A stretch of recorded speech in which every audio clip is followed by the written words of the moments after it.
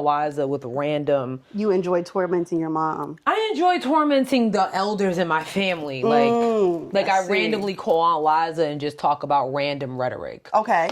And I do it at a specific time when I know she's probably busy or something. But for some, Sherelle, that's rude. Do people like the elders in your family, like, do they, even though they're busy, will they answer the phone because they think something's wrong? It's actually the opposite. Oh. Yeah.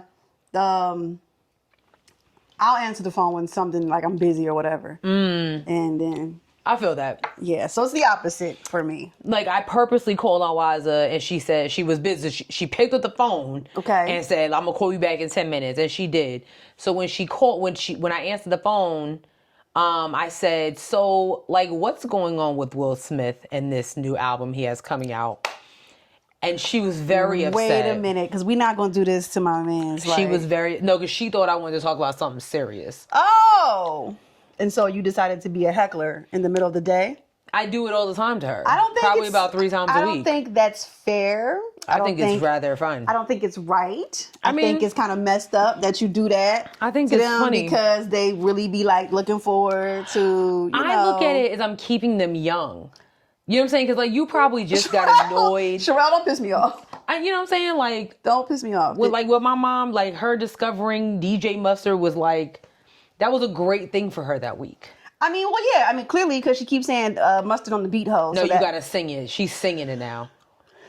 But that's how he says it on the song. Mustard on the beat, ho. Yeah. Beat, boom, something. Yeah, she's, But I sent her a Roddy Ricch song. You sent her, in the boot, and about. Don't stop. Was that DJ Mustard? No, I sent her the other one. I sent her the other one. I only know that song. High Fashion. I don't know that song. You know the song. Sherelle, G-Wagon, on a llama. I put some ice on you because you got a cold heart. Really? Sherelle, I feel like when I say I don't know that song, you don't be taking me seriously. No, I don't. Because sometimes I just be like, maybe it just takes you a minute. No, like when I say, like, I don't really be listening to music out here. Like, it be very quiet in my house. Like, 99% of the time. That's what's up. So, I have never heard that song. I feel like if I played it, you would know what I'm talking Sherelle, about. I promise you, I wouldn't. I think you would. Because, like, yeah, it'd be quiet in your house, but you leave the house.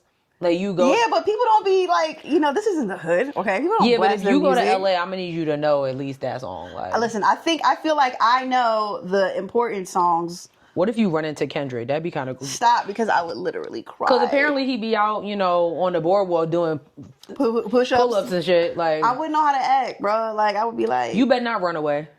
If you meet Kendrick Lamar, if you bump into Kendrick Lamar... I would not. I would be like, yo, your music has meant so much to me. I appreciate what you're doing, beloved.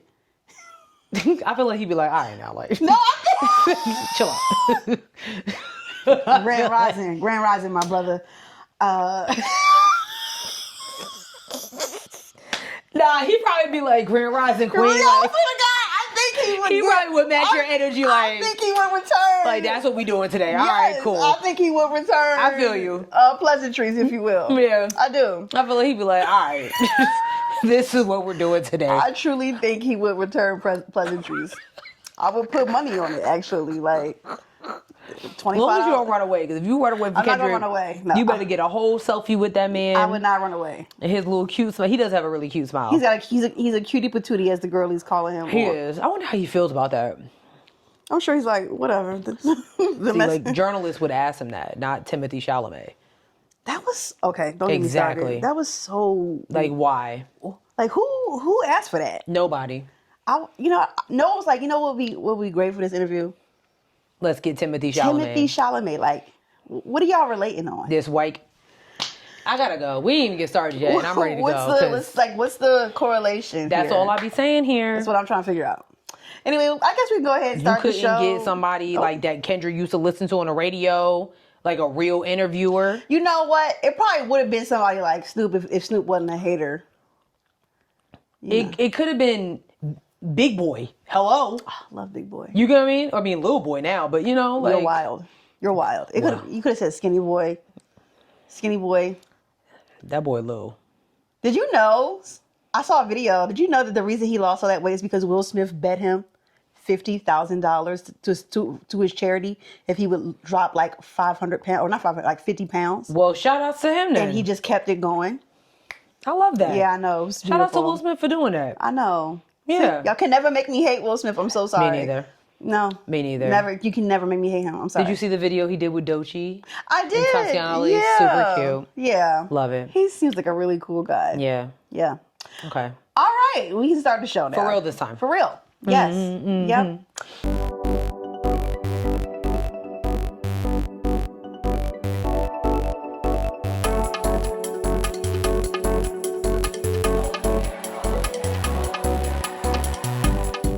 Hey guys. Hey everyone. What is happening? What it do, baby? Okay. Yeah. Anyways. Yeah. I'm I'm your girl Sierra. Yeah, your girl Sherelle. And this is Headwraps and Lipsticks, the podcast. We wrap the culture up in color. Yes, ma'am. We got a new background, kind of. Yeah, I changed my house around. And so my desk is now in the area where my books used to be at. We're gonna figure out I know y'all like the colorful lighting. We just gotta get a picture. I'm gonna order you something. Okay. We're gonna figure out the colorful lighting behind us, but check out my Black Panther. It's glowing. Where? Right there. Look. Oh, I see it in the back. Oh, I don't like that. Well, it's a candle warmer. The smell. What does it smell like? You don't smell the smell good? It's supposed to smell like vibranium or something?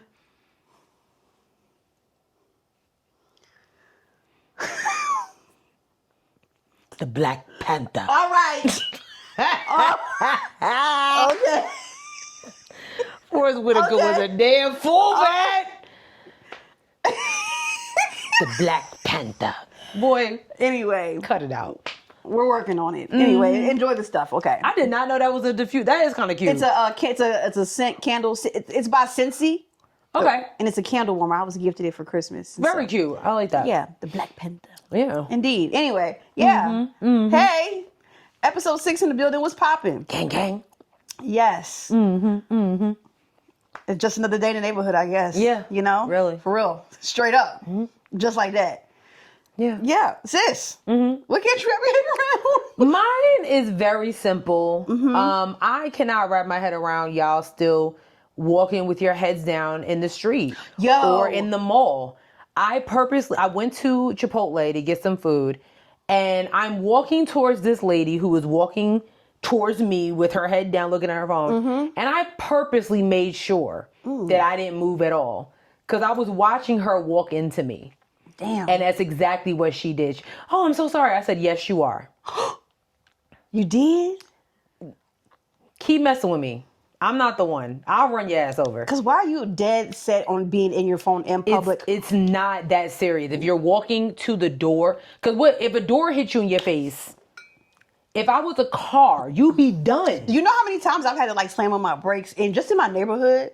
I believe it. Because people aren't paying attention or just walking out in the street without even looking. I can't wrap my head around it. I won't wrap my head around it, but I will continue to knock y'all over. It's time to start running people over. And that goes for everybody. Yeah. Adults, I've done it to little kids. Damn. Like little kids, you see little kids in the mall. I don't know where their mom and dad stuff. They on it. That's crazy. Look up. Oh, sorry. Yeah. Look up. I almost knocked you over, Bookie. Yeah. Look up. It's really not that hard. It isn't. I'll give kids a very little bit of grace, but when you are a grown person, you're not that important. You can look up from reading that email. You're not responding right now. Oh my God, calm down. Let's relax. Yeah, I can't wrap my head around it. I won't wrap my head around it. But again, I will run you over. Keep messing with me. Period. Same with elevators. When the elevator door opens, you wait to make sure somebody's not getting off. Oh, that's the same way at the subway station, the bus. Mole, come on, dog. Don't piss me off. Somebody literally, I was getting off the elevator and somebody with a whole wagon of sound, they had money. They went to Costco, okay? Was about to knock me over. I was just trying to walk out there and he didn't even look up. people be lacking like spatial awareness, and I really do wonder like how some people move about the world without like looking around. Yeah, it's weird. Like how are y'all moving about the world and not like paying attention? Like, be aware of your surroundings. That's like crazy. It's because, again, like if I was a car, you be done. If it was somebody, if somebody was attacking people, you be a victim because you just wrapped. You're not paying attention. Come on. It'd be on. over for you. That's really all I had to say about that. Yeah. What about you? What can I wrap my head around? I really don't have much. I'm gonna say insurance. Insurance is a scam. Insurance is a scam. Benefits is all a scam. First of all, okay, why? I really hate that I have like in order to get like affordable, and I'm using this loosely because we're in Trump's America now. Very much loose. But in order to get affordable insurance, you would have to be connected to an employer. Like that's discrimination already. That's the D in DEI. Jesus. Jesus. Jesus. So off rip, I already hate that, right? Mm-hmm. So then, like, I'm never really like 100% sure like what's the deductible or whatever. Anyway, I say this to say like I haven't seen my therapist in a while because they was taking a lot of my HSA money, which is money that comes from my account that I put into another account that I can only spend on things like Band-Aids and therapy.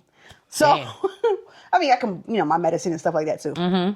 Anyway, I couldn't afford it because insurance won't cover it. So I got to pay $142 a week. Per session? Per session. Oh, shit.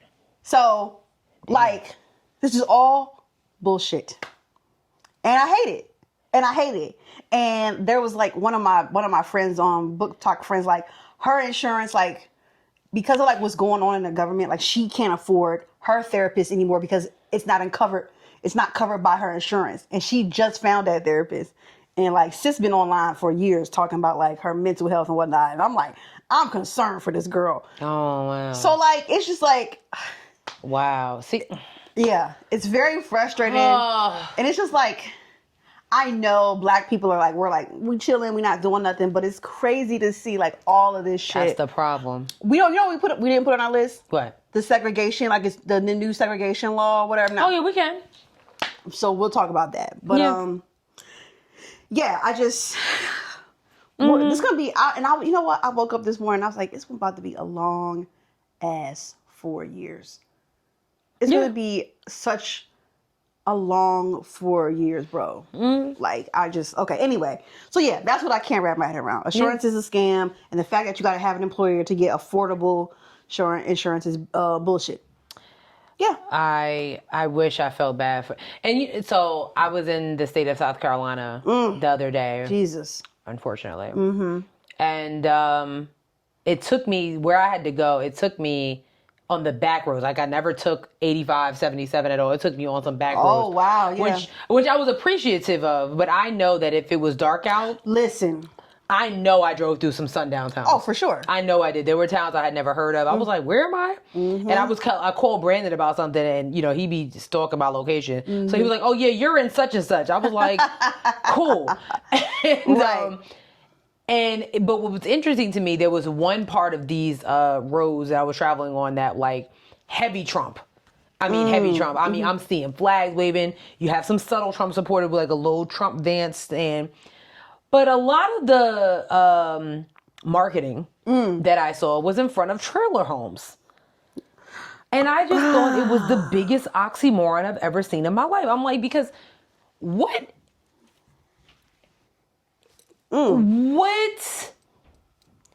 policy, besides racism, entice you to vote for this man? Because, and this is, let me be very careful with what I say, because this is not me downgrading or diminishing those who have a roof over your head. Because at the end of the day, you have a roof over your head. You could be doing a lot worse. Right. But it was very interesting to me how on one side of this one street that I was on for 7 miles, heavy trailers, and across the street were these huge, beautiful homes with, I saw a lot of cows and horses, But they also had trailers. So I'm like, this is so... If I could stop in the middle of the road and like do a video. Wait, are you telling me there was a giant house like right? Oh, there was like, I mean, I'm sorry, these people, whoever was over across the street from trailer, they had lands. There was a huge, beautiful brick house. The people in this big house, their view from the front is trailer homes across the street. Oh hell no! Trailer homes, not a trailer park, but it was just trailer homes. I'm assuming that these people own this land and they have some trailers on it. Yeah. Which, that's fine. Again, nothing wrong with you. That's where you want to live. That's where you want to live. But I just found it to be the biggest oxymoron of all time. Mm-hmm. And it really just kind of showed, in my opinion, where we are as a country under this administration. You have those who... We're not shocked that they voted for him on this side of the street. Mm-hmm. But over here, you would assume that they would have went the other way, but not according to that nice flag waving in their yard. Mm-mm. It was just so... I promise you, if I could have stopped in the middle of the road, which I probably could have, because there wasn't a car for at least 3 miles behind me. Good God. I felt like I was like... That's why I called Brandon like, hey, babe. Right. What you doing? Right. He was like, working. But yeah, it was just very interesting to me. Yeah. And to Sierra's point, like, it is going to be a very forlong years. And I don't want to say I hope that you guys are prepared. You can't be okay because I don't really. You can't. It's like you don't even know what you're preparing for because it's just so much shit every day. Something different every day. Something different every day. Good luck affording those eggs, though. I guess I did see a sign: fresh eggs for sale. They must have chickens there. They gotta have chickens back there. Listen, if I wasn't in like feeling awkward, I would have stopped and said hello to all the animals I passed. There was one just cows everywhere, horses just minding their business. I wanted to cuddle with those cows so much. You are so Cinderella coded. Are you gonna come to the sanctuary farm with me when I go?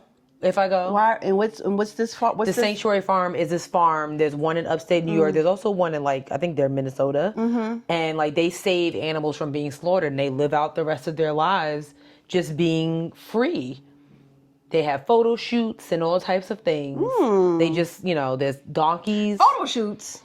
Yeah, like cows, like for Valentine's Day, they made them look real pretty, put little flowers on their head, and it was like really cute. It's almost like Knucklebuck Farm with Emmanuel. I don't know what that is either. I'm not abreast of farms like that. There's the farm with the country crock farms. Oh, nope. You talking about the butter? Yeah. Then you got Purdue Farms. Well, we don't. That's all I got in terms of farms. The Sanctuary Farm, you got the Knucklebuck Farms. Lots of farms out there. Does this farm do they serve food on the farm? I don't, they serve food to, I don't know. Are you saying like meat? I don't think so. I would hope not. See, now I'm going to do some investigations. I'm just saying, like, you going to the sanctuary farm and they serving beef patties in the back. It could be vegan beef patties. Ew, then why are we doing that? Because we don't want to kill the animals. Now, granted, listen, this is a meat stand account, okay? Like, don't get it twisted. A burger. Okay, I'm going to cuddle with a cow, but I'm also going to tear up a ribeye. You feel me? That's crazy. It is. That's crazy. I'm kind of like the oxymoron I was just talking about. You are. In that sense, you are. But I feel like that's everybody. Like, I love animals, but like, I'm going to fuck up some chicken. You know what I'm saying? Yeah. Like, I'm going to crack that egg that he laid and make me an omelet or something. You know what I'm saying? Yeah. How did we get here? I don't know, but we're going to go back to where we're going to start politics. I'm actually going to take y'all back to South Carolina because I was telling sis any chance to drag some of their leaders, I welcome the opportunity. Absolutely. And starting with Congresswoman Nancy Mace, right? What did she do? So you guys know that there's been a lot of town hall discussions that have been happening across the country. And since then, a lot of Republican lawmakers are like, yeah, no, we're not going to do that anymore. One, because their fearless leader, House Speaker Mike Johnson, said that these town halls are filled with paid Democrats who come to bash them. Okay? Girl. So Nancy Mace, who you know is very anti-trans, anti-anything positive. Isn't Nancy Mace the one who made up that bill in the what's the name for the trans people to not go into the... Correct. Okay. Yep, that is her. And they wanted to have a town hall in her district. Okay. And she refused. And get this, the reason she refused is because out of fear of safety. She said it's not safe. Well, if you wasn't talking shit. Okay. Okay, go ahead. So she was actually asked to attend a town hall event moderated by Mount Pleasant Town Council Mayor Pro Tempore G.M. Whitley. And the event was scheduled for March 28th. Okay. And she said, this is fake news. This event is being driven by left-wing extremists and paid agitators with a clear agenda. I will not be attending. We're staying away because it's not safe. And we refuse to be bullied by individuals who are threatening me, my employees, and my family. Now, it's not just left-wing people. There's people on the right wing who want answers too. Y'all pissed off everybody. Nobody is banging with y'all except for each other. Oh, and Chuck Schumer. But anyway. What a disgusting... The crazy part is apparently she is actually thinking about running for governor.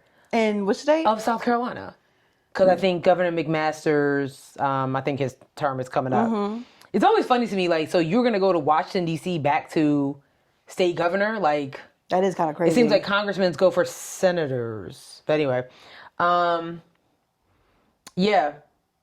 But she did, they asked, like, when she would actually take questions at a town hall. Because I'm like, if you're running for governor, this seems like the perfect time for you to sit there and listen to your constituents. I mean, because I don't hear anything. If I was a South Carolina resident, I don't hear you talking about anything except for anti-trans rights. Or not rights, that's crazy. Anti-trans ideology. Yeah. You're not talking about anything else. Yeah. You're not talking about the economic prosperity of South Carolina. You're not talking about the wildfires that just devastated Myrtle Beach. You're not talking about none of that. All you're doing is worrying about Congresswoman? Senator McBride of Delaware and worried about where she uses the damn bathroom. Which is crazy.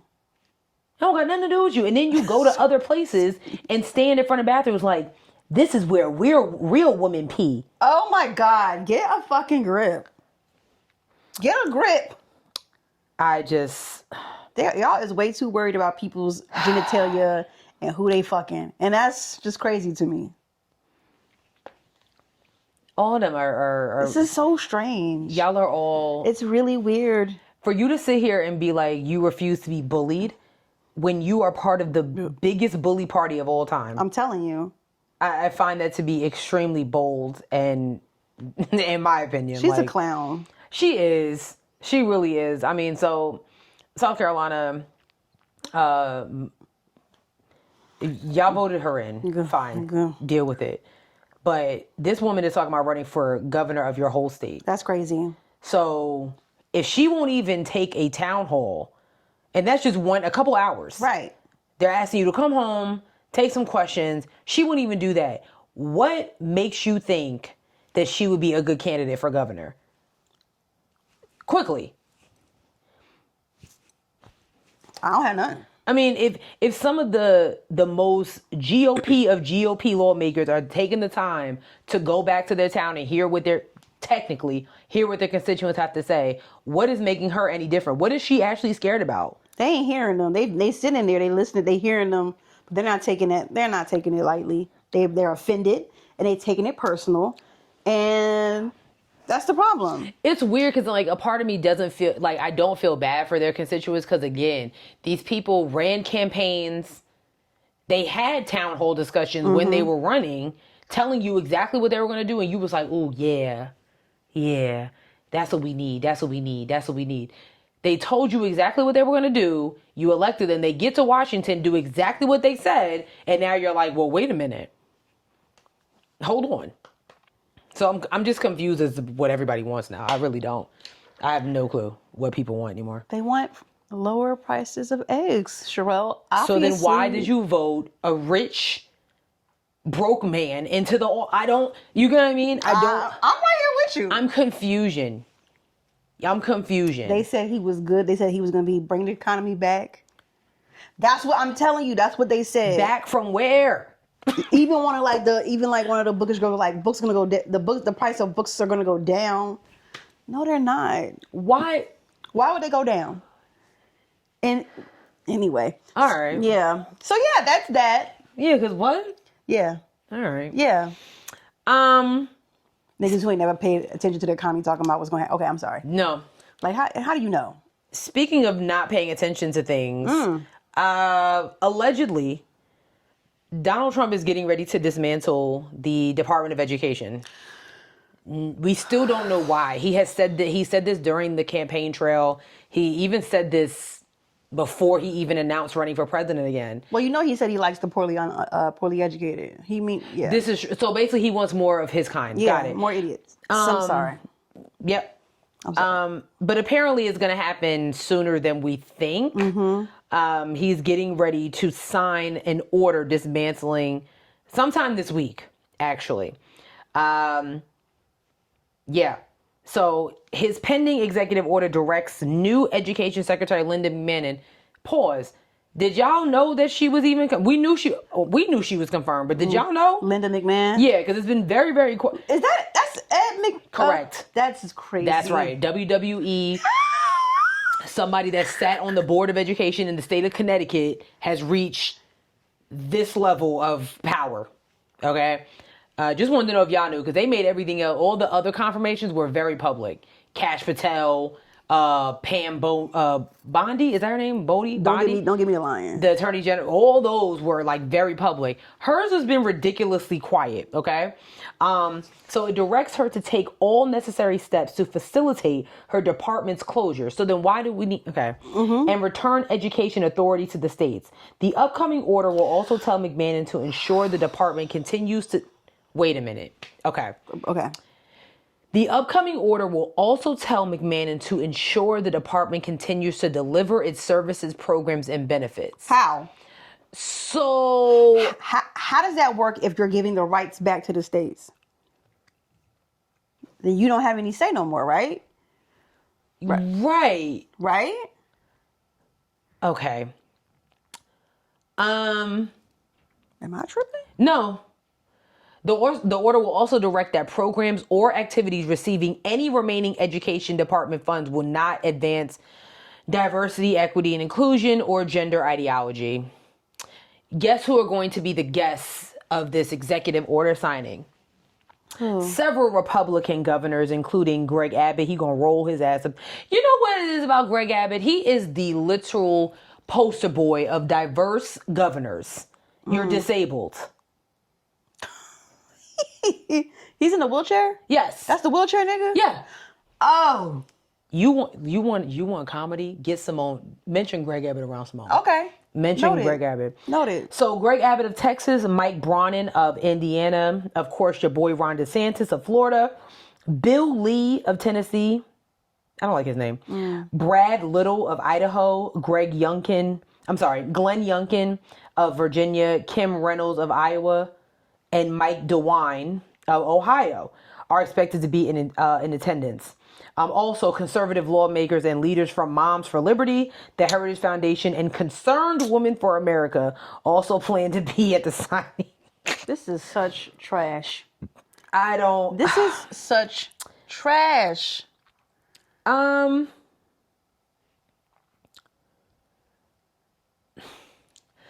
See, this is why Chuck Schumer has been getting so much shit the last couple of days. This is why. Lighting his ass. And rightfully so. Up. Rightfully so. Yes, they have. All these New York lawmakers besides AOC, because she's the only one. Everybody else, I don't know what's going on with New York, but you are slowly becoming a red state, and I want to say that. Wow. Slowly but surely becoming a red state, and y'all should be ashamed. But anyway, this is the problem. Instead of y'all fighting about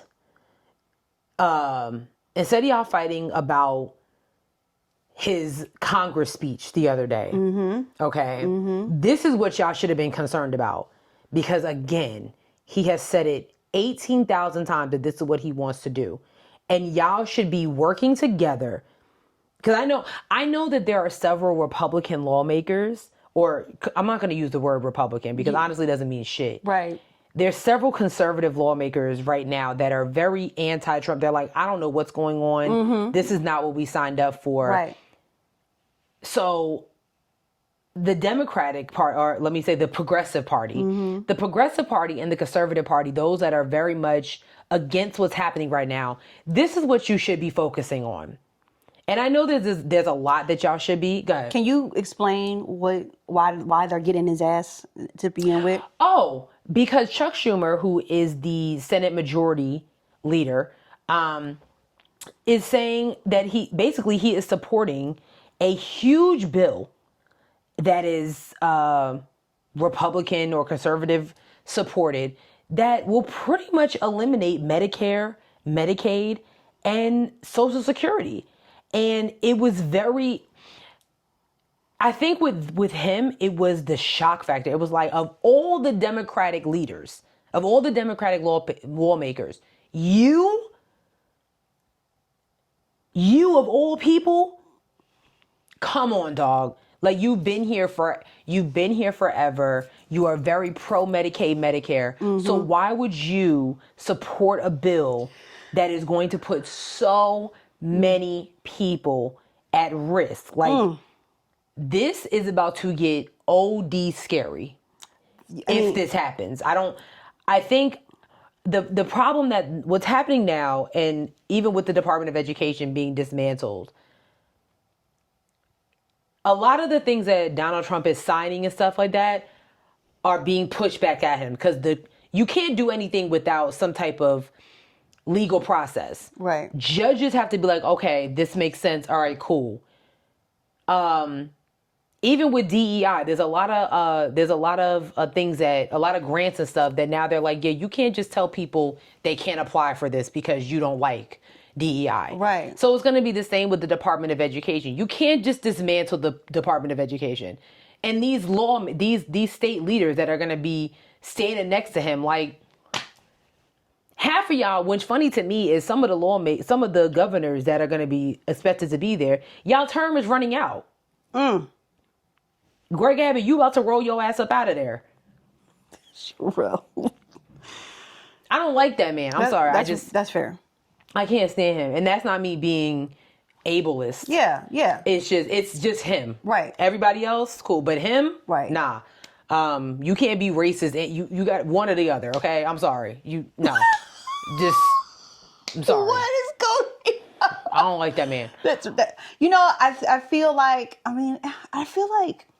we're saying this shit like every episode, but it's like, again, you guys have like your grandparents who are like waiting on those Social Security checks, mine included, and like this government that you guys elected in is snatching that from your people. Because the Department of Education has been around forever. Right. It hasn't been bothering anybody. The only people that we have beef with is the people that won't allow us to not pay our student loans. Those are the only people that we have beef with when it comes to the Department of Education. They hit me up today and was like, you need to pay. I'm not paying it. Right.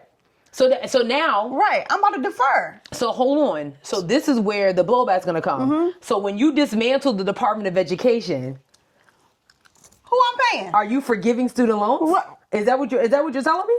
I've forgiven myself already. Because I'm confusion. I'm not paying it. What we can, if you're giving education back to the states. Right. Just consider that loan just up his smoke. Yeah. So it's like, a part of me is like, I don't think y'all thought this all the way through. Because, like, again, even in this article that's talking about it, there's no reason. All I'm seeing is that the Trump administration is already making steep workforce cuts at the agency, including hundreds of attorneys, student aid workers, and civil rights office staff. The precise language of the order, which Trump is expected to sign you're not saying the reason behind it. Critical elements of the president's long-awaited, I don't know who's waiting for it, long-awaited executive order, including Trump's precise plans to sign it, have been in flux for weeks. There's also been a debate among outside White House advisors over whether Trump needs to issue an order to abolish the department at all. Lawmakers, including 2 key Republicans, have expressed misgivings about abolishing the department, a sign of the rocky path to 60 votes. To 60 votes Trump will need in the Senate to pursue the fullest extent of the demolition plan. Because, again, you're not... Trump's appointees and billionaire Elon Musk... I love how J.D. Vance is not included in any of this verbiage. Government slashing operations have already cut research spending, slashed the agency's workforce, and sought to excise diversity programs that have energized contemporary conservative politics. Additional reductions among the agency's rank and file are playing out this week ahead of his signing ceremony, while the president's budget proposals are expected to include significant cuts to department funding. So there's literally no reason behind you doing this. You're just doing it. No, there is no reason. You're literally just doing this, like, for shits and giggles. Yeah. Yeah. For shits and giggles. Remember when we already know that this is all a revenge tour. So I don't know who pissed him off. I don't know. Maybe his student loans wasn't forgiven. I don't know. Did Donald Trump go to college? I don't know. Probably not. You know what I'm saying? Because I'm just like, I just, the reason behind this makes absolutely no sense. But, and I was talking about this the other day when I heard that allegedly this was going to happen. I was like, he can't just do this. You can't just sign an executive order. So let's hope if he needs 60 votes. Because again, if these lawmakers are scared to have town hall meetings, imagine how their phones are going to blow up when they're suddenly giving education back to the states. Because then it'll be like, and who's handling this? Who's educating these people? Who is... Especially because they fired a lot of federal workers. So like... Right. Yo, this is fucking nuts. So you're giving this back to... You're giving education back to the states. Are you giving us money too?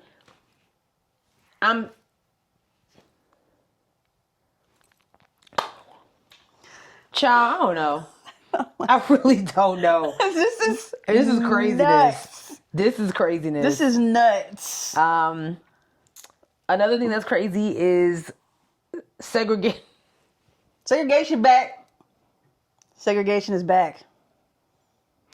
I forget. I don't even know what do you have the... I do. Segregation is back and in action. Again. You can go ahead and take it away, sis. I'm just going to read from NPR. Yeah. It's easier to do it that way. Yeah. The federal government no longer explicitly, hear me correct. I'm hearing you. No longer explicitly prohibits contractors from having segregated restaurants, waiting rooms, and drinking fountains. The segregation clause is one of the several identified as one of the... The segregation clause is one of several identified in a public memo issued by the General Services Administration last month, affecting all civil federal agencies. The memo explains that it is making changes prompted by President Trump's executive order on DEI, which repealed an executive order signed by Lyndon B. Johnson in 1965, same year that the Voting Rights Act was signed, regarding federal contractors and non-discrimination. The memo also addresses Trump's executive order on gender identity. Okay. While there are still state and federal laws that outlaw segregation and discrimination that companies need to comply with, legal experts say this change to contracts across the federal government is significant. So here's what a constitutional law professor from NYU said. These provisions that required federal contractors to adhere to and comply with federal civil rights laws and to maintain integrated rather than segregated workplaces were all part of the federal government's efforts to facilitate the settlement that led to integration in the 1950s and 60s. The fact that they are now excluding those provisions from the requirements for federal contractors speaks volumes. So in so many words, do not be surprised if you go to a small-owned business, because the word is contractors, and you see a bathroom, it kind of goes back to what we were talking about with trans rights and things like that. it's going to be even harder for certain things now, for certain demographics now. Don't be shocked if you see certain signs that say colors only, whites only. Now, here's my question. Y'all gonna build a third bathroom, fourth and fifth bathroom?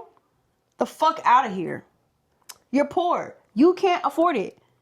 There's nothing that you can afford to have double of everything. Triple at this point, because we can't forget trans people, since y'all don't want them to go into the bathrooms that they choose to go into. Right, talking about I'm gonna be attacked. Right. Bitch, this is a cake shop. You know what I'm saying? Talking about I can't use the fucking white. Fuck off. You know what I'm saying? Like, I do, because it's like... We had a technical difficulty, but we back. Yeah. Okay. So back to them trying to segregate us again. Right. So I just want to read this. The clause in question is in the Federal Acquisition Regulation known as FAR. It's a document used by agencies to write contracts for anybody providing goods or services to the federal government, right? Mm-hmm. So remember, we're talking about contractors. Basically, for the most part, what Donald Trump is doing is it's basically anything that's affecting those with federal contracts. Okay. You know what I'm saying? Even when it comes to DEI and like some of these, like, to be honest, half these corporates didn't have to dial back on DEI. They really didn't. They had no, but they were just scared that like, oh, he's gonna, right, whatever. I don't know. Anyway, they're scared. They suckers. Yeah. So clause 52.222-21 of the 555. Right. of this I'm sorry, go ahead. Of the document is titled Prohibition of Segregated Facilities, and it reads, the contractor agrees that it does not and will not maintain or provide for its employees any segregated facilities at any of its establishments, and that it does not and will not permit its employees to perform their services at any location under its control where segregated facilities are maintained.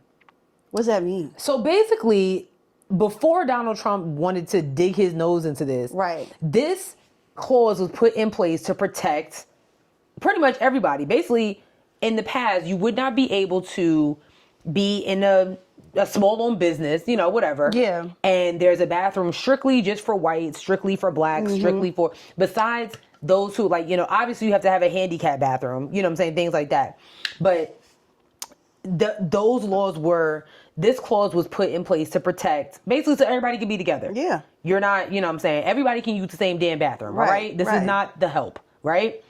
Okay. Correct. It defines segregated facilities as work areas, restaurants, drinking fountains, transportations, you know, Rosa Parks, housing, and more. And it says you can't segregate based on race, color, religion, sex, sexual orientation, gender identity, or national origin. Several federal agencies, including the Department of Defense, Commerce, and Homeland Security, have notified staff who oversee federal contracts that they should start instituting these changes. Okay? Okay. So this is happening like effective immediately. One federal worker who works on contracts said they were shocked when they received notice about the FAR changes from their agencies. Like, they said that the process used to institute these changes without a typical public notice or comment period for 45 to 90 days is usually reserved for national emergencies, like a hurricane. Damn. Like January 6th. Right. That type of situation.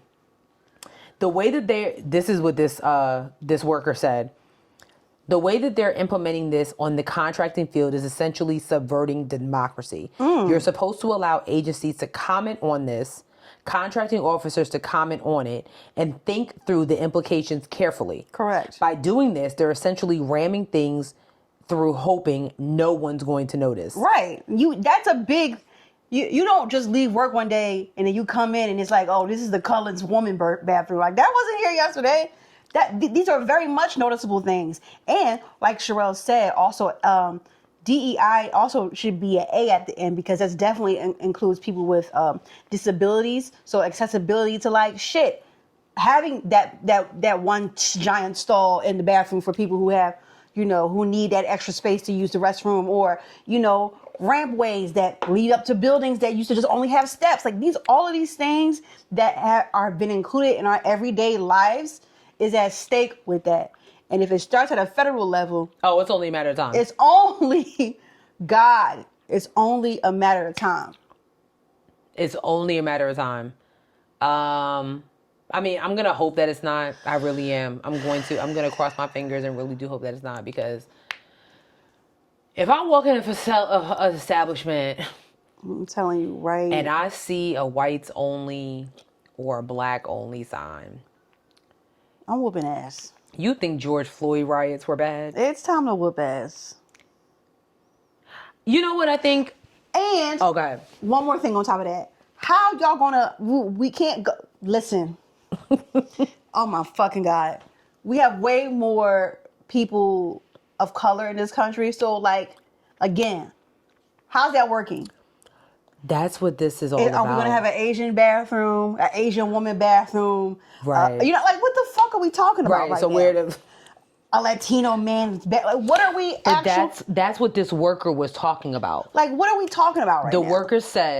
The worker said, and I quote, he said, because basically things like that, like he said, without like a national emergency. Right. But most federal changes do have to go through like a public comment period. And this is a learning lesson for you guys. That's even like at your city level.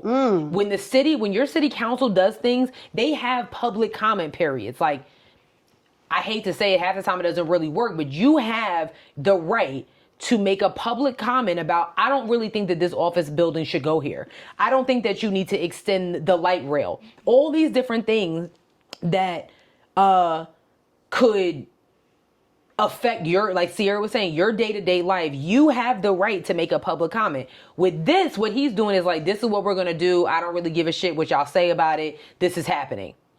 That's crazy. Normally, what he say, 45 to 90 days. And he said, this is to comment on it and think through the implications carefully. Sierra's absolutely right. Back in the day, you had blacks only, whites only. And when you really think about it, it's not like other races wasn't around. So what did they do? What were they doing? Where did they go to the bathroom? How did they piss back in the day? Where did they go to you know what? Where did they go to the bathroom? Where? This is the I don't really think, I'm praying that this only goes but so far, because to your point, the implications are vast. Mm-hmm. You know how many people will go out of business? I mean, I'm talking like destitute. Like, yeah.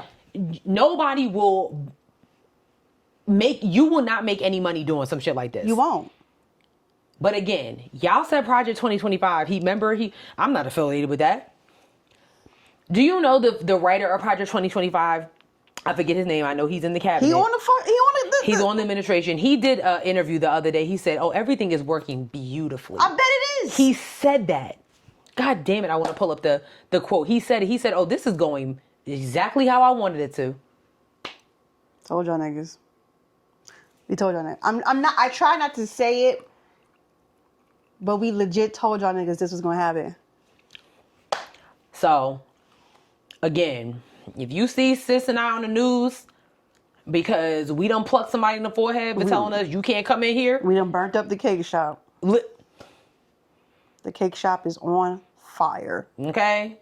You think Do the Right Thing was a movie? Bro. Sal's and the rest of the hood will go down. That's crazy. It's not playing. The only other thing that we had for politics is Sis found this video about this hate group in Tennessee. Oh my God. I mean, it is Tennessee. Tennessee. Tennessee. You know what we forgot to put on here? What? Them astronauts finally came back, girl. Oh. Alrighty. Well, I'm going to play the video now since she shouldn't have been up there to begin with. Unimpressed. Okay. This isn't your, granddad's KKK. This isn't the old school white supremacists. These guys are smart. Patriot Front, they are the guys who have these flag-waving marches dressed in khakis with white gaiters covering their faces. They wrap themselves in the cloak of patriotism. We uncovered video where behind the scenes, they're really just old-fashioned neo-Nazis. They wanted to basically promote a fight. They wanted to get people to respond, make them angry, make them attack them. And, their history is that they then try to play that they're the victim. We identified some of the Patriot Front members in Tennessee back in the fall. We ended up tracing those people to this attempt in Idaho to disrupt a Pride festival. They showed up with riot gear. They showed up with smoke grenades. They showed up with riot shields. And they really planned to create a scene to deprive the people at this Pride festival of their right to express their opinions. The thing we learned about the Patriot Front is they are training their members for hand-to-hand combat. There is actually now a compound in East Tennessee that has this mixed martial arts training facility where they're training these Patriot Front members and other white supremacists for violence. We have uncovered this confluence of hate groups that are expanding their presence in Tennessee. Why that is, it's hard to say, but they are here.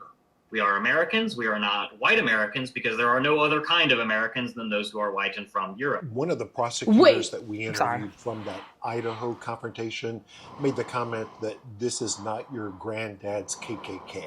What he meant by that is they're very polished. They don't openly talk about their hate. They talk about American history. They talk about patriotism. My investigation isn't over. I just got some brand new video of another hate group in Middle Tennessee, and it's going to really, I think, open some eyes. How you gonna say that there's no other Americans than the ones that come from Europe? Like, that don't make no fucking sense. Like, out of everything that just happened, is like, dude. So you're not... So you're European. Right. You're not American. I can't stand when I hear that. Like, you say here, like, yeah, I'm American. My ancestors came from Ireland. So you're Irish. Goof. Listen, I feel like, U-Haul, I need y'all need to do something, because every hate group that wants to attack another innocent group is coming out of the back of a U-Haul truck. They did the same thing in Lincoln Heights. Which, by the way, when I sent you that other video of the black people in that community have now gone to 24-hour surveillance with just I wrote about them. I wrote about them 2 weeks ago, and as I'm writing it, I got emotional because some people, most people in the Lincoln Heights community are applauding their efforts, but you have some that are kind of like. You have some that are like, this is not right, and it's scaring people away from Lincoln Heights. Like, prime example, there was a business owner who was just trying to get to work. He owned a business there. Yeah. And these protectors literally ran up on him like... With the gun out? What you doing here? And he was like, listen, you ain't about to... I own this property. Like, you ain't about to come over here with this nonsense. Right. And they're absolutely right. However... When you have groups like what we just witnessed that have nothing better to do with their time than train for some race war. That's not going to happen. Because just like you're sitting there talking about we're not your grandfather's KKK, we're also not our great-grandfather's slaves. Remember that. Yeah. Know that. Okay? Where black people are at them little trail ride things with them fans, doing the little line dances. That's where they at. We're not out in the streets protesting if we don't have to. Right. So you this is my thing, y'all, and it isn't like Tennessee heavy. Yeah. It's weird. I mean, it's I don't know Tennessee, girl. But I'm wondering when Tennessee and Ohio became just like the poster states for hate all of a sudden. I mean, I feel like Tennessee probably was always it. Maybe. Yeah. Yeah, maybe. Yeah. But it's like, so y'all are doing these marches for what? Like, I will never forget that video of these same type of people standing in front of this state building in Ohio when J.D. Vance was calling Haitians, all types of stuff. Nobody was outside with them. You looked crazy. You're just standing outside like Haitians aren't welcome here. In the rain. In the rain. Get your ass in the house. And that lady drove by was like, girl. Shut the fuck up. Like, go home or go to work. You took off to do this? Right. Like, get your ass out of here. And so it's like, what is the reason behind this? Move around. I mean, we know the reason behind this because these two people that are in the White House, both with immigrant wives, damn. That's the part for me. You're not wrong. I don't get it. You're not wrong. But I don't understand it. But I mean, bring it. I don't know. White people always seem to be training for some weird shit. Like, why y'all always fighting? There has to be some ancestral shit. Like, why are y'all... Probably, if you think about it. Why all these wars. If you think about it, all the wars that... Why are y'all so obsessed with fighting and war? And like, ask your ancestors why. I just need to know. No, I'm with you 1,000% because I don't understand it. Like, what is that? What is your problem? Like, seriously. Like, what is your problem? There's a million and one things that you could be doing. Yeah. And that's what I'm saying. Like, I know half of these behind the mask, half of y'all are teachers, lawyers, doctors, accountants, whatever it is, you know, customer service reps, call center people. And y'all really be taking off work to do this. That's crazy. To train. What in the Fight Club is going on in this motherfucker? Like, if you want to just train because you want to be smarter and stronger and stuff, like, that's fine. Like, nobody's judging you. But if you're sitting here like, you know, I don't call it white Americans because there's no other Americans besides those that come from Europe. So you're European. Right. You're not American. Get the fuck out of here. First. That's why we say we're African American.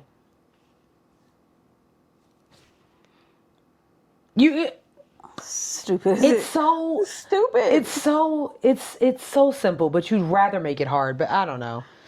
I don't know. That's it for that. First rule of Fight Club is you don't talk about Fight Club. I've never seen that. It's actually a pretty good movie, but I never saw it. I think if you watch it today, you could definitely pull parallels to like white supremacy in it. You know what? Maybe I'll do a movie analysis on it. Okay. Yeah. All right. Yeah. Well, that's it for politics. Mm-hmm. That's enough. Everything else is just kind of like WTF. Yeah. Starting with Kanye.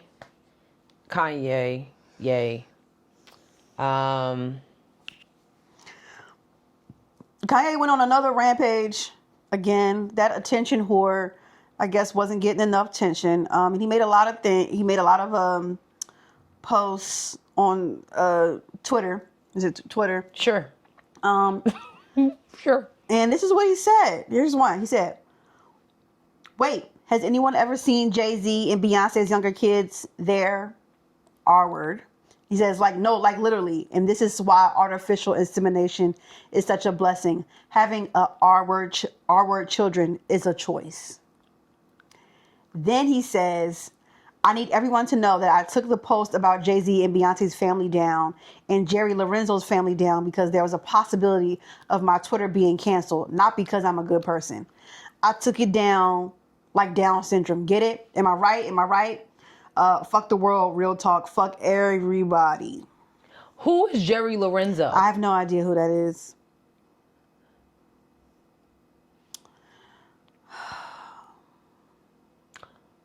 Cool. Like I said, I've been unsubscribed from that nigga since he said slavery was a choice. Yeah. So I don't know what. And he keeps trying to sell like, you know, merch with like swastikas on it.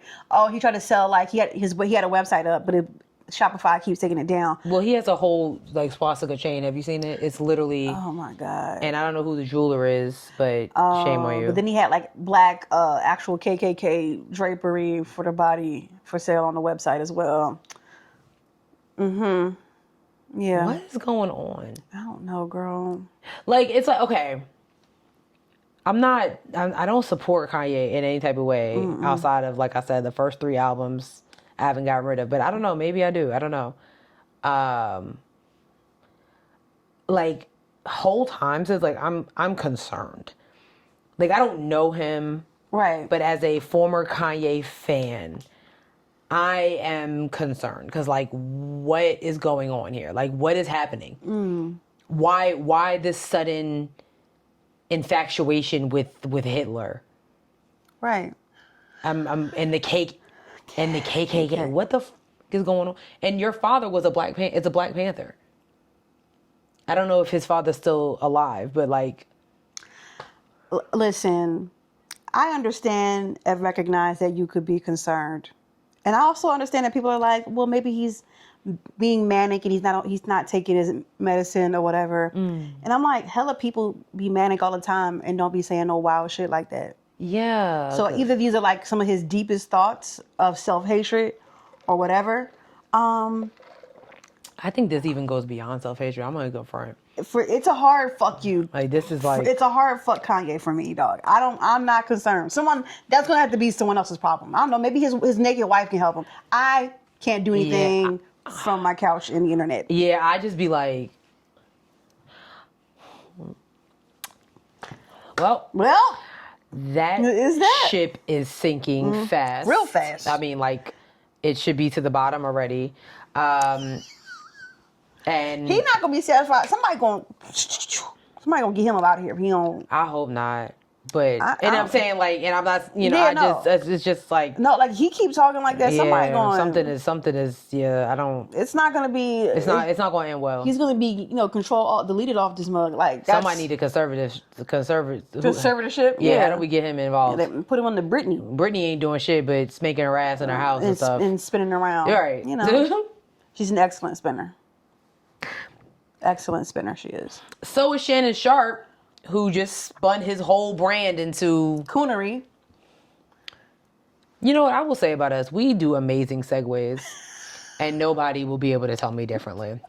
But anyway, Shannon Sharpe, the Club Shay Shay is going haywire, in my opinion. Mm-hmm. We went from talking to some of the comedy elites and dignitaries, former vice presidents, presidential candidates, to Andrew Schultz, Amber Rose, and Young Miami. Oh. Now, for those who don't know, Andrew Schultz was the guy who we talked about last year who had them two black guys on the show from that British podcast and that Shits and Gigs.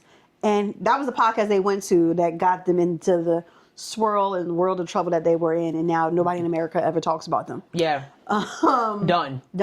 And Andrew Schultz is, I think he's very much a racist. I don't give a fuck how many black niggas he hang around. Charlamagne is complicit in that.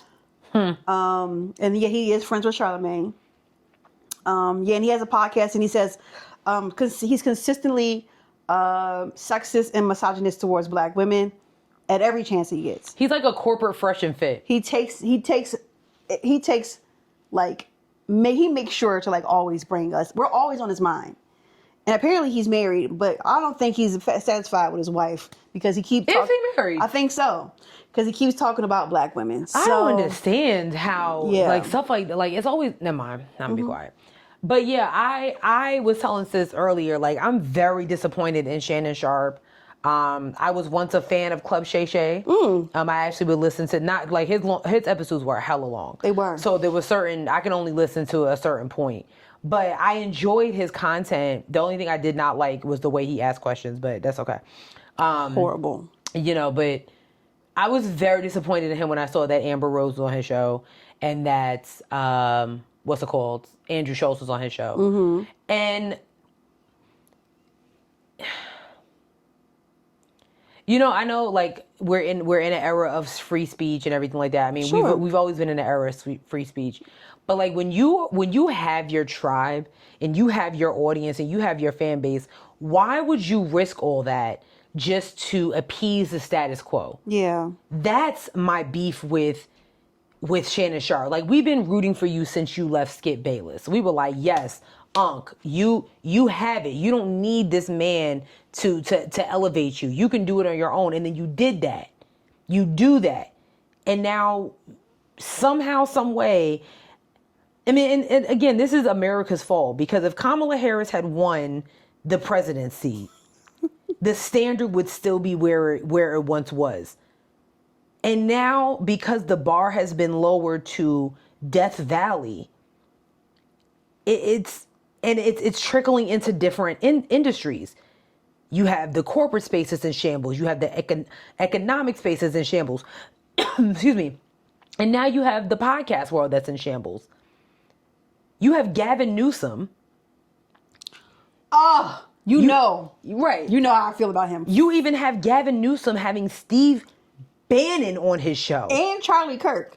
That is insane. Fuck Gavin What Newsom. happens? What happens? How do we have a man... Let me go back to Shannon Sharpe. Yeah. Yeah. All these people that have been on the show have talked about their legacy and all, and you know, I mean, you went viral because Cat Williams opened up a portal that we clearly haven't been able to get up out of. Yeah. To having Amber Rose talk about how all of a sudden she got rid of the word feminist because she saw how conniving women were. Girl, you led 3 slut walks. You had 21 Savage out here at a slut walk. You did. And we were rooting for you. Like, what happened? I don't know. I really don't know. Gavin Newsom? That man said, I'm not running for president. And now I'm starting to wonder, like, maybe there's a reason why. He's going to flip Republican, sis. That would be insane. I would put money on it. Fuck Gavin Newsom. Damn. But I felt this way you did for a while. So this isn't news to... If you're not new here, then you know this isn't news to you. Yeah. Like, I don't like that guy. It wouldn't shock me either. Like, for me, and I was kind of pro Gavin Newsom until the homelessness situation happened. I was like, why would you do that? Yeah. Yeah. Instead of cleaning it up, because you could clean it up. You could. You could clean it up. You're deciding to go against it. So, okay. In my opinion, I mean, Steve Bannon and Charlie Kirk are the worst of the worst. Oh, for sure. Like, ew. But so you had Steve Bannon on the show, I was like, okay. Then when you get Charlie Kirk on the show, I was like, wow. So you really have no outside political endeavors besides just being the governor of California. Hold on. The water was down. I'm sorry. Wait, why am I? Arms up. Ooh, there you go. Ooh. All right now.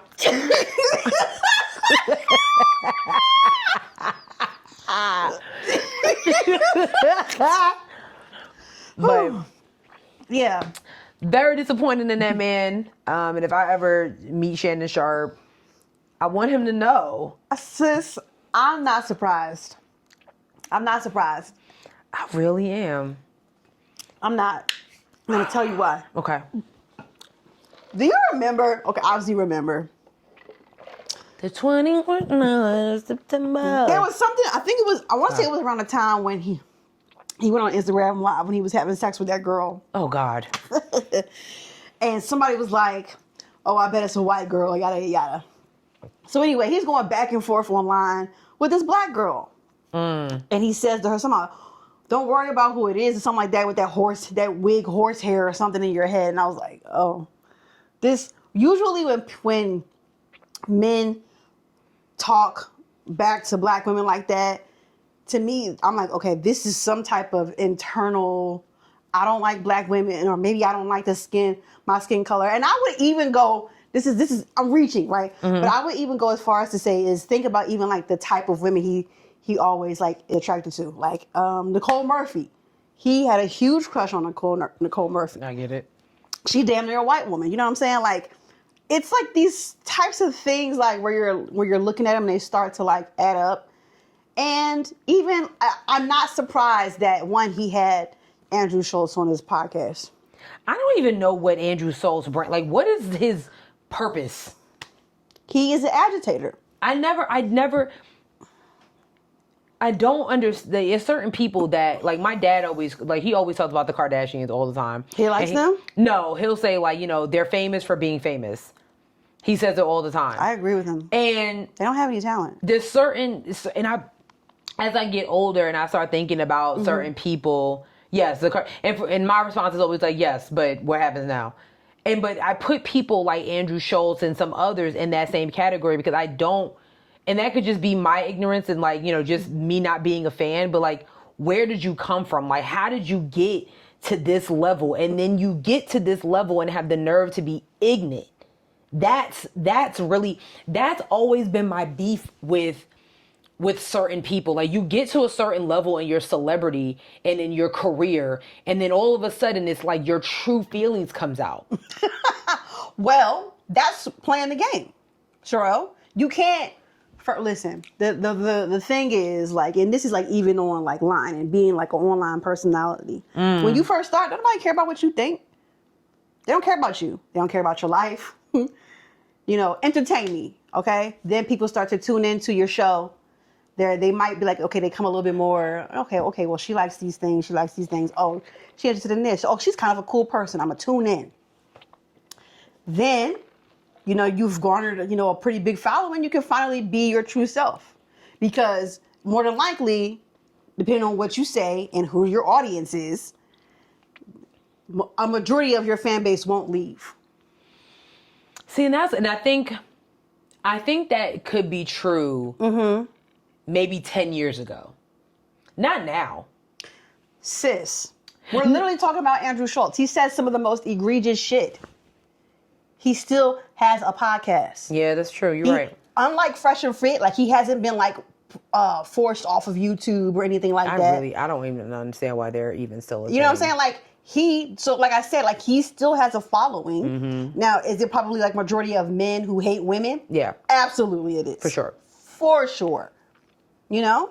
So again, like, I don't know. That's what it is. Niggas is playing the game. I'm disappointed, and I do hope that, and I know we have 2 other topics to go over, so I'm not gonna go on a rant, but this is what pisses me off about the podcast world. Like, these are the people that y'all continue to make famous. Meanwhile, over here in Charlotte.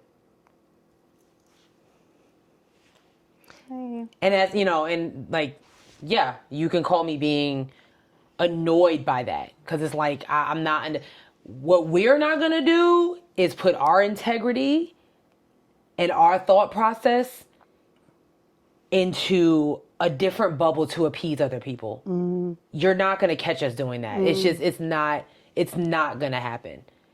Like, we are too humane people who actually try to meet people where they are and give a damn about things that affect other people outside of us.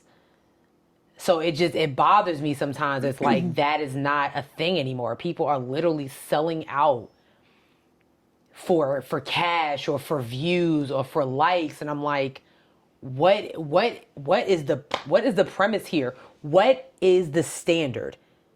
We talked about Chuck Schumer. I mean, come on. Are you dead ass? What? And you still can't answer why. You got on The View and was like, well, this bill, this bill was okay. Versus, that was crazy. What are you? Sonny was like, get this nigga out of here. That was crazy. I know she wanted to say that. If it was us on The View, probably would have. I've been like, Chuck, make it plain. Make it plain. Why did you do? Keep it a bug. Right, like, don't explain to me about no bills. I didn't ask you about that. I asked you about why you did what you did. Why did you support this? That. Right. So it's like, and that's what I would ask creators like Shannon Sharpe. I'm not gonna call Gavin Newsom a creator. I'm not gonna do that. But for people like Shannon Sharpe, like, come on, dog. I think Shannon, and this could be like, we can kind of, I know because we're still going to ramp on it, but I think Shannon Sharpe isn't looking at it like that. Him and his team probably isn't even looking like that. And that is the problem. And I'm going to end there because that can go into a whole, your team, employee, retention, all that type of stuff. Because I'm like, stop being a yes man to these people that don't give a shit about you. They don't care about your brand. They don't care about your brand. They don't care about you. All they care about is where their next paycheck is going to come from. And to have that, I'm Shannon, the Club Shay Shay's producer, or I'm Club Shay Shay's booking manager, or that's what they want. They could give 2 shits about you. Because if Club Shay Shay goes under, if any of these other podcasts go under, there's another podcast just waiting to bring them on. Damn, you're right. So that's, I guess, like, that's a big part of my issue with, with Club Shay Show, or even with Shits and Gigs. Like, y'all were cool when y'all were just kind of like right here. Soon as you started to get up here, then it's like, oh yeah, we gonna say whatever we want. Nah, dog. Told you. Niggas call you Zaddy and you don't know how to act. Niggas is playing the game. That's what I told you. Told you. Niggas is playing the game until you get big enough to be like, you know what? As a matter of fact, I hate black women. Like that what's that black dude that was all over? He got killed by his white girlfriend, and they was like looked up his old tweets.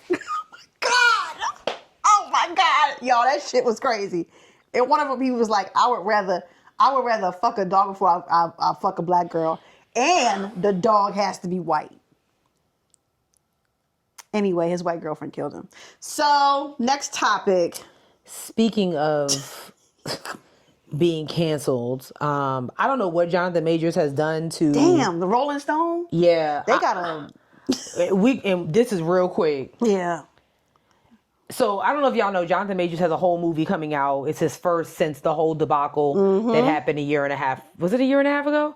A year and a half ago. Mm-hmm. And Rolling... Or was it 2 years? It might have been. Yeah. It might have been. I think it's 2 years. Rolling Stone magazine came out with this new leaked audio. Okay, preface is we listened to it like 2 or 3 times trying to see what he's saying. Mm-hmm. We couldn't really... Yeah. So if one of y'all are really good at it. I'm sorry. Mm-hmm. Yeah, allegedly in this audio, it's only 30 seconds, he admits to strangling ex-girlfriend. Mm-hmm. This is audio in the world of AI. Okay, I just want to preface that. I'm ashamed. I never wrestled with a woman before. I mean, it's just, I've never aggressed high aggressive. Like, you strangled me and pushed me against the car. Yeah, all those things are under aggressive. Yeah. You know, like, that's never happened to me. So I'm because I said something sarcastically, in your eyes. Well, clearly it's more than that. Yeah. Clearly that something inside of you. Yeah, towards you. I'm ashamed. That's the it's her.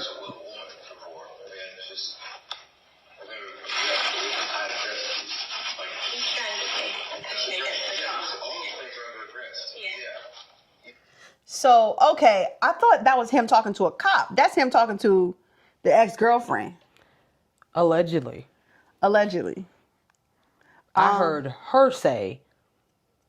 her tell him what he allegedly did. I didn't hear him say... Well, he said aggressed. He did say, I've never been aggressive, or I've never aggressed. That doesn't mean he strangled her. Yes. But then she did say, you strangled me or whatever. But then I think he agreed, like, well, I'm putting that under the word aggressed. Again, let me tell you how messy this is. This also came out the same day that he and Megan got married in a little small ceremony. So, Rolling Stone really out for Jonathan Majors for some reason. Like, I don't know, child. I really don't. I mean, damn. Is it AI? It may or may not be. That's also a really good thing to bring up. You know, how what's the word? How reputable is Rolling Stone as a source? How reputable is the girl? How reputable is the girl? I mean, and I want to keep this real brief because y'all already know where I stand on the whole Jonathan Majors thing from the very jump. Mm-hmm. But I don't know what Jonathan Majors has done to Hollywood. Good God. Because this man has been minding his business for the last year. Really. Like, you see him on the red carpet, he's been giving Megan her flowers. He's been minding his business, crying and shit, whatever.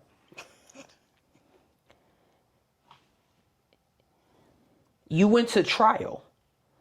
So if you had this the whole time, damn. Why are we just now? Either they didn't have it the whole time and they may have come across it recently. The week of his movie that comes out. and the day. Maybe they had 24 hours before he gets married. Maybe they didn't have it when the trial happened. But then they probably was like, well, we gonna sit on this shit. Since I guess they knew that him and Megan. You never know. People be facetious and salacious like that. People do, unfortunately. In the industry, yeah, they do. I don't like it. I don't know. Maybe I just got a little bit of. Maybe you have a bias towards Jonathan Majors, and that's fine. But I don't know why, other than he's just a black man, and for those who are new here, like when everything came out, I didn't like how his team moved too damn quick for me. Yeah, that shit it's still very like, like it was, yeah. Charges were, paperwork, the pen wasn't even clicked. The charges were not filed before his team and Marvel and everybody pushed him aside. Like real quick. And I don't like it because you got fucking Mel Gibson out here. Mel fucking Gibson. You got Mel Gibson. You got Kevin Spacey. You have all these white men and white people that have done far worse. And nothing has happened. They have won Oscars. They have won Grammys. They have won Congressional Medals of Honor. But this man is shunned from the world. Why? What is it about Jonathan Majors that has everybody so upset? What is it? That's what something about this pisses me off, and that's the reason why. Because I'm seeing everybody else just thrive. That doesn't look like him. Everybody else is just thriving, doing what they need to do. And then y'all took it so far that like even like people that were in his corner, like Michael B. Jordan, had to be silent. He said nothing until a couple of days ago. It was like the dust has settled. This man's movie about to come out. I'm rooting for him. I want to do a Creed 4 with him. And then, actually, he did strangle an ex. Now, we don't know if this is the same ex from the middle of Brooklyn on a Saturday night at 10 p.m. when nobody saw shit. That white girl, she was from a different country though, right? Right. So now this is a different chick. This is a different chick? I don't know. Oh, because she did sound like she had like an accent from somewhere else. I don't know.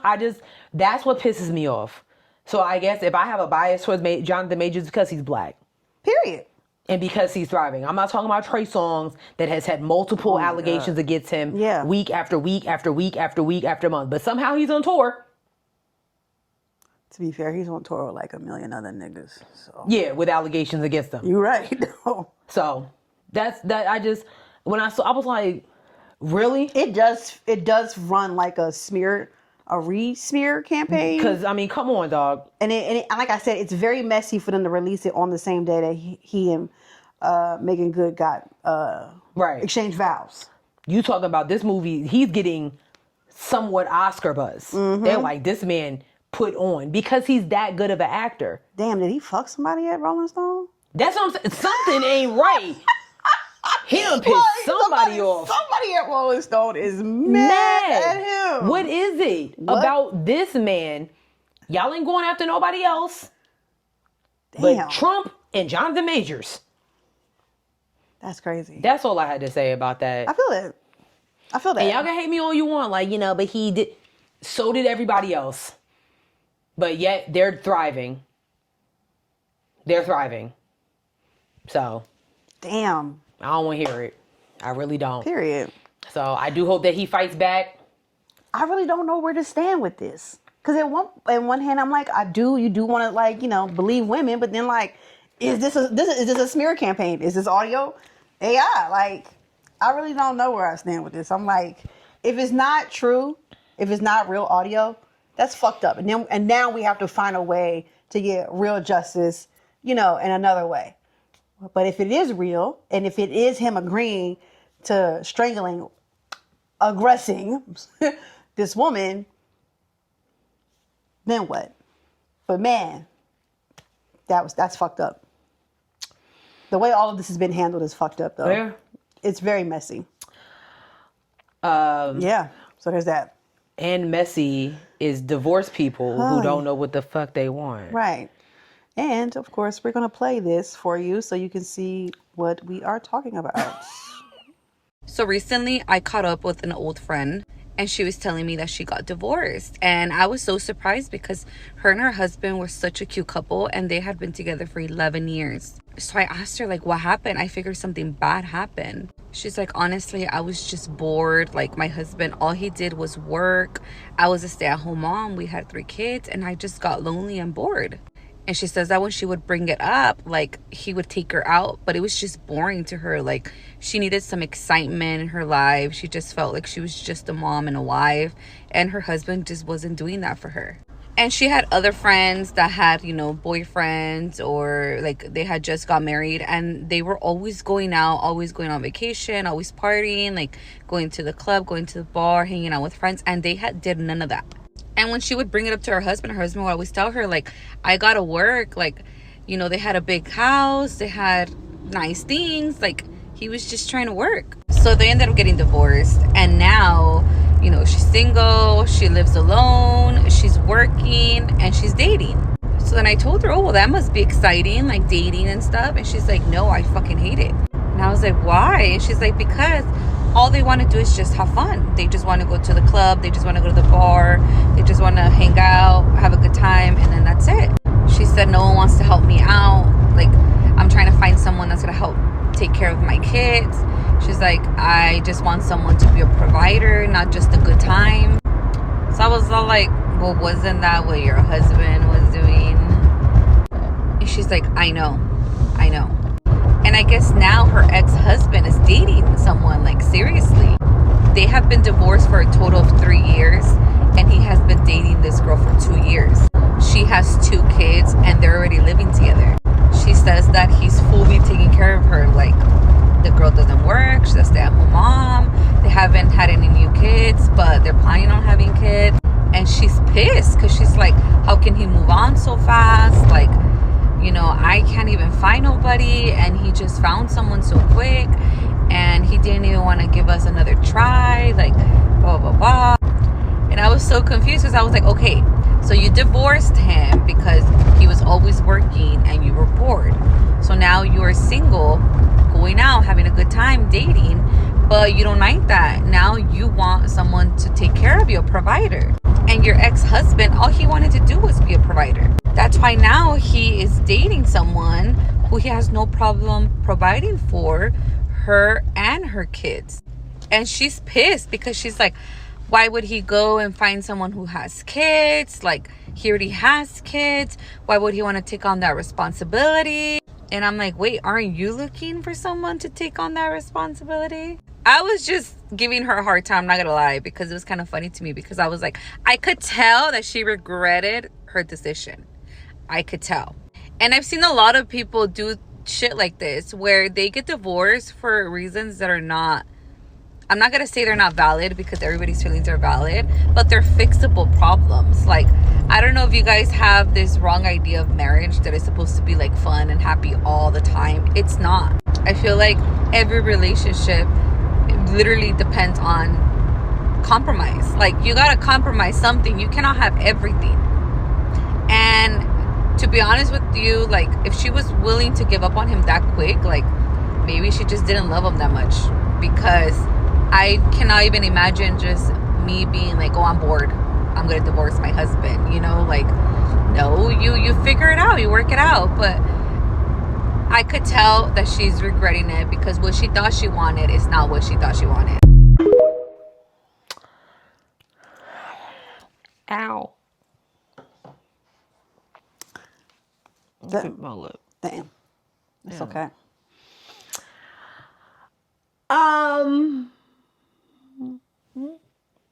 She was stupid. Dumb as fuck. Dumb as hell. Dumb as hell. Dumb as hell. Especially because that's her ideal situation, is to be a housewife, to be able to stay home and take care of the kids, yada yada yada. You were already getting what you wanted, and now, flip side, you didn't divorce your man because he's boring. Mm-hmm. That money not boring though. Anyway, and now you're upset because you can't find anybody who wants to take in you and your three fucking kids. 3 kids. That's this many. 3 kids. That's 3 mouths to feed, plus you. Okay, and on top of that, not only do you want them to take care of you and your 3 kids, but you don't want to work. Now, why the hell do you think? I don't get it.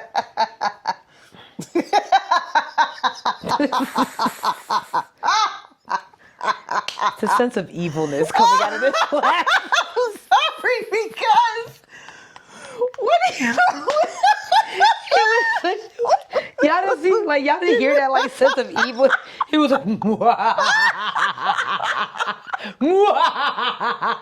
that's how she That's how she just sounded. Because, like, girl, are you out of your fucking mind? You know what? And she ain't got no real friends either. Go ahead. She really don't, because a girl, like, real friends would have been like, girl, if you rip them divorce papers up and go work it out with your man. Okay. I'm gonna say this though. I mean, I've only been married 5 months, right? But I'm already learning that marriage takes work. You know what I'm saying? You really have to put in the time and the effort to keep that spark going. You know, I feel like a lot of people think like, oh, you're newlyweds, you're supposed to just be humping and on top of each other all the time. And we're going here, we're going. That's not how it works. Because after that wedding, after the dust has settled, life happens. Like, you back to work, you got bills to pay, you got things to do on top of the other endeavors that you have kind of put to the side because you got married and everything. Right. Now those things are back in motion. So now I don't know this young lady. I don't know her husband. I don't know what he did. Right. I do understand that probably after 10 plus years of marriage, things can start to dwindle down. Sure. And, I do understand how people, I'm not just going to say women, how people can kind of lose that sense of spunk because they let life kind of take over. So it could have been a thing like maybe they were going out all the time and taking vacations, and then you have kids, and then I'll save that for another day. Then you have kids, and it's like, you know, well, we got to make sure that, you know, I'm always doing this, always doing that because the kids. So then no longer are you or your spouse a priority. Which makes the marriage tend to go this way. Yeah. You know what I mean? So, and again, only been married 5 months, but that, to me, that's just common sense. But I also will say that I think social media and these social media couples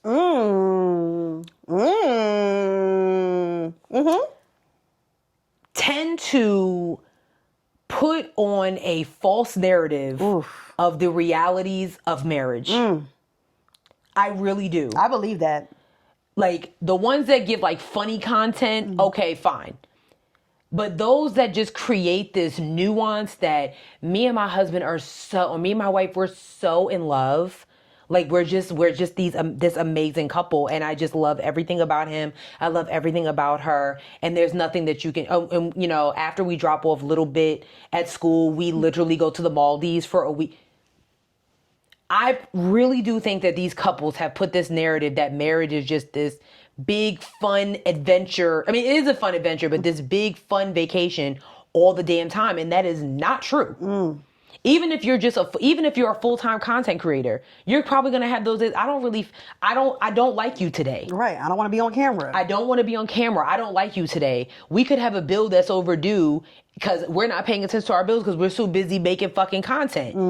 You get what I mean? So I'm not really banging with you right now because you didn't even tell me that you spent $1,000 on our credit card that we already paid off. You get what I'm saying? Yeah. So I feel like this woman, whoever she is, may have gotten a little lost in the sauce in this couple zhuzh that people put out and let that get the best of her. When in reality, it is okay to be a stay-at-home mom, to just, you know, to have a husband or I don't want to say a husband, a partner who just wants to provide for you. I want to be that provider. I want to come home and have dinner and just whatever. But on the flip side, you do need to have some type of spark. I think as you get in your relationship, You change as a person. Sure. I'm not the same person that I was when I met Brandon 8 years ago. Mm-hmm. I'm not that same person. He's not the same person. So I think it takes two people to adapt to the person that you're becoming as you progress in your relationship.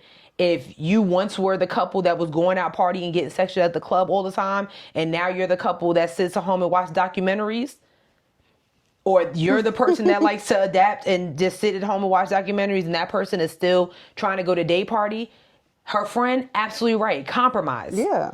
Compromise. Like, okay, clearly you're still out here trying to live your HBCU days. You know what I wonder, though? I wonder, like, did she have this conversation with him? You know what I'm saying? Like, did she even ever address, like, you know, listen.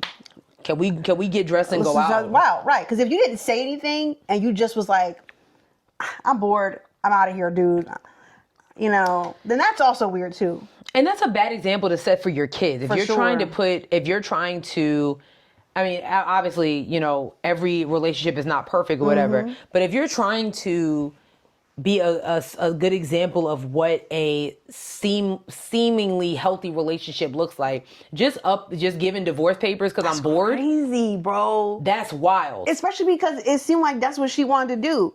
Like, I don't want to be a housewife, right? I would still like to work. But yeah, like, facts. I couldn't do it. You know what I'm saying? But like, imagine where I'm like, you know, yeah, me and my husband, we do split the bills. And you're just like, you know, like, I'm cool with that. And I'm like, you know what? Fuck this. I'm bored. Well, we need to have a conversation. What's going on? Like, right. you know what I'm saying? What's so boring? Right, because if you had a conversation, he might have been like, okay, I understand. Is it bored? Are you bored because we aren't connecting? Or are you bored because you want to do something else besides just raise our kids? Right. Like, what was the premise? And I will say, being in the house all day probably is boring with your children. Hell yeah. Like, how old are these kids? Bitch, what's your fucking hobbies? Yeah. What are your hobbies? That's what is. Did you see the movie A Simple Favor? I don't think I have. With Blake Lively and Anna Kendrick? Good movie. But it's kind of like with Anna Kendrick. Like, she was bored. Yeah. So she ended up started doing like little cooking things. And that's how she got involved with Blake Lively, who ended up, you know, being a... I'm not going to tell you. Oh, okay. But yeah, it's just... Yeah. I feel like with relationships, communication is just the key. I don't care what nobody say. Like, the premise of a good relationship is just communication. Like, if you're feeling bored, just go ahead and tell them. Like, why are you holding this in? Yeah. And why do you think people can read your mind? Ooh, girl. Don't piss me off. Don't think for 1 second that people can't see. And I mean, well, you know what? I take that back. Because some people literally are oblivious to certain people. Some people really be like, if you're a selfish person, it's like, oh, I didn't know you were bored. I thought we were doing well. How? Right. We haven't touched each other in weeks. Right. We don't even talk. We don't even text. We don't do anything. And you gonna say, oh, I thought we were doing fine. So you're cheating on me. Ooh. You know what I'm saying? Because I'm like, right, what do you mean? Yeah, what are you talking about? Right. You're not texting me, who you texting? You don't even know me right now. Right. Like, it's craziness. So I don't know.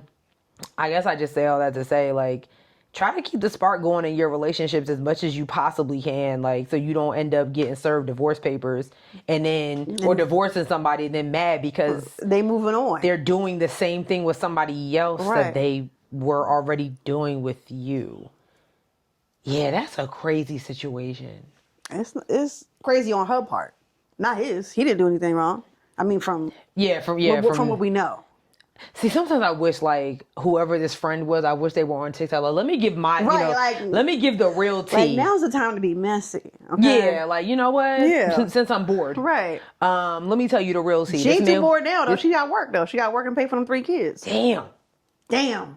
Especially because that's not what you even wanted to do. Like, that's crazy. That's so crazy to me. Wild. That's great. You already had what you wanted. You were like, this is so boring. Bitch, if you don't pick up some fucking crochet needles and make a blanket. Something. You know, something. Get on YouTube, Legos, puzzles. Figure it out, girl. Hell, become a couch potato. I don't know. Figure it out. That's crazy. Get involved in a TV show. Like, I'm a lawyer right now. You know what I'm saying? Like, little things. That's crazy as hell. Damn. It could never be me. I mean, it could, but I was gonna say it could, but I know how to be like, hey, shit's getting weird around here. You know, like, we need to do something. We need to do something. That's what you just get. Here's an edible. Right. Eat it. We're gonna have a good night. Right. Shit's getting weird around. We're gonna have a good night. You know, and that's that. That's it. Reconnect. Well, interesting. Indeed. I don't know. Y'all tell us if you thought she was nuts or not. She is. I'm with you 1,000%, but I feel like some people might be like, well, we don't know if she was, abused or, which is true. Right. But from the context of the conversation, yeah, it doesn't seem like sis was abused. You can't divorce somebody because you're bored, and then when you find out that the dating life is trash, it's like, all people want to do is go out. Bitch, that's what you said you wanted. You said you was bored. You outside now. You outside, be outside. Right. Get some Zyrtec and be outside. Like, straight up. Craziness.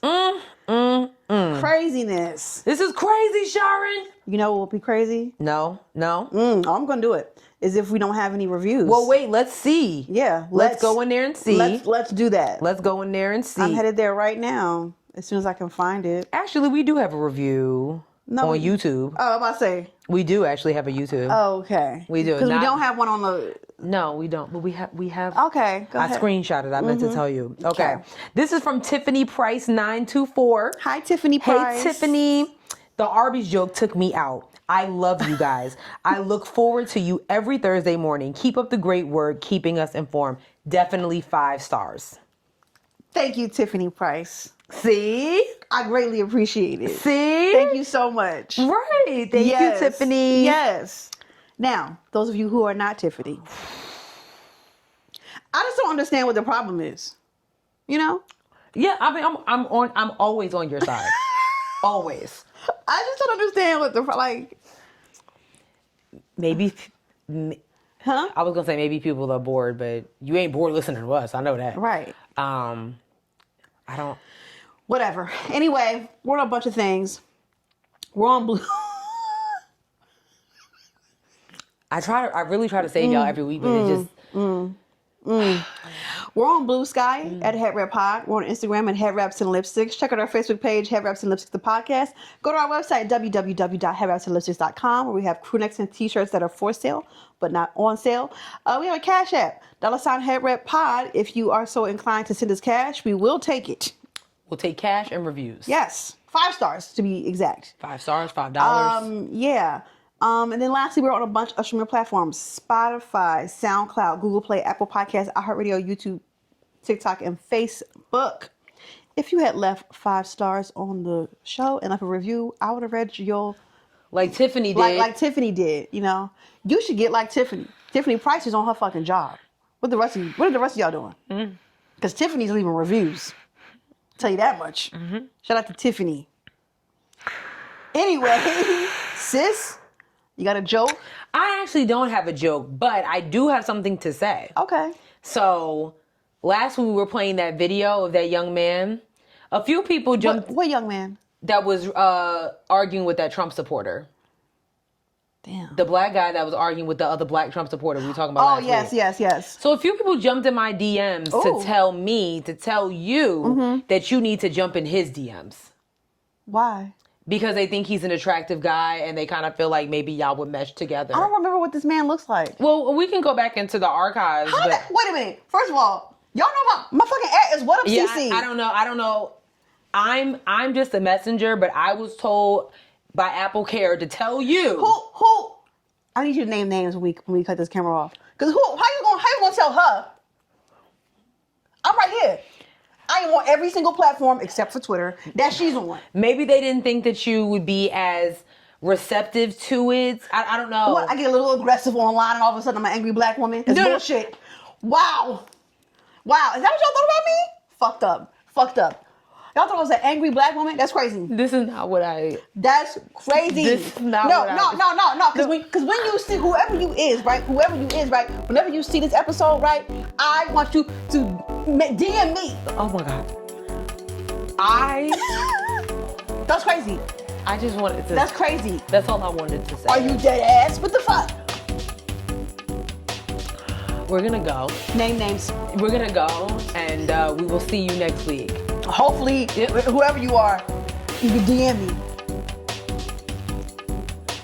Next week. Bye. Peace.